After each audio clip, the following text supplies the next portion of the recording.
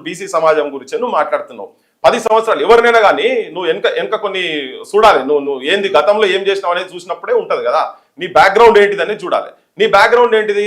10 సంవత్సరాలు నువ్వు మీ నాన్న ముఖ్యమంత్రి ఉన్నప్పుడు మీ నాన్న అసలు మంత్రి మండలిలో కనీసం ఆడోళ్ళ రిప్రజెంటేషన్ కూడా లేదు కదా.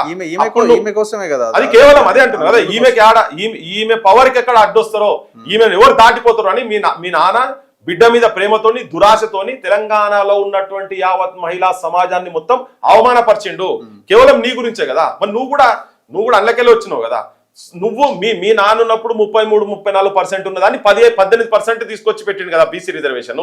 మరి ఆనాడు నువ్వు మాట్లాడలే కదా, ఇప్పుడు ఆ అంశం మాట్లాడతలేదు. ఇప్పుడేదో నేనే మొత్తం ముంగడికి వచ్చి నేనే కొట్లాడినా, నేను చేపట్టి వచ్చింది, నా సైన్యం ఒక 1000 మంది చచ్చిపోయినరు, నేను కూడా తూటా దెబ్బలు తిన్నా, తుపాకు దెబ్బలు తిన్నా, ఎన్నుకోసలు కూడా మందుగుండ్లు ఉన్నాయి, నేను రబ్బర్ బుల్లెట్లు తిన్నా, నిజమైన బుల్లెట్లు తిన్నా, ఇవన్నీ చెప్పిన నా సంసారం వదులుకున్నా అనేది కాదు కదా. చాలా విడిగా ధనం సంపాదించారు కదా మీరు మొత్తము, ఇక్కడ కాకుండా బయట దేశాలల్లా. ఇప్పుడు పల్లెల్లో ఏ పల్లెలకు పోయినా కానీ చెప్తారు వాచ్ అంటే ఎట్లా మరి 20 లక్షల 30 లక్షల 20 లక్షల వాచ్ అంటే ఎవరిది? కవితదే కదా.